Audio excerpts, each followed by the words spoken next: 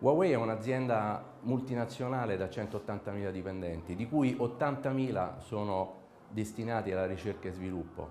Ricerca e sviluppo che non viene realizzata esclusivamente in Cina, ma è appunto distribuita su tutto il territorio mondiale.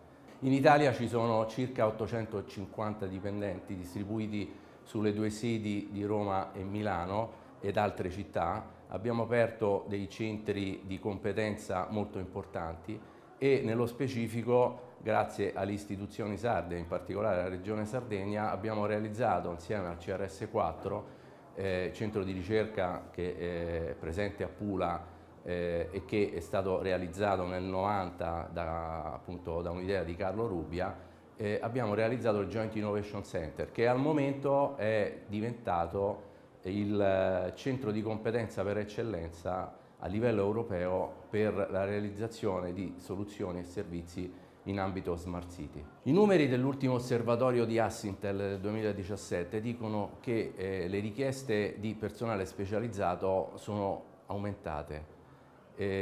Chiaramente Huawei può rispondere a questa richiesta con la creazione delle Huawei Academy, che sono dei programmi rivolti a laureati, laureandi, diplomati, diplomandi per appunto formare le nuove professioni nell'ambito della digital transformation.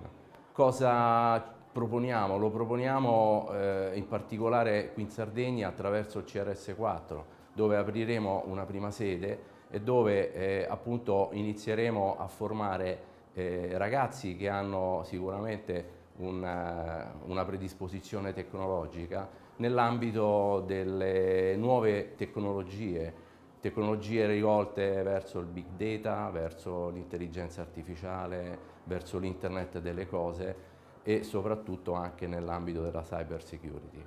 Quindi c'è sicuramente una grande opportunità, un'opportunità che stiamo appunto per realizzare qui in Sardegna, quindi i ragazzi avranno l'opportunità di poter studiare e poter essere immessi nel mondo del lavoro a tempo zero, in quanto lavoreranno comunque sul territorio, lavoreranno per aziende del territorio e grazie a Dio non ci saranno più fughe di cervelli, speriamo.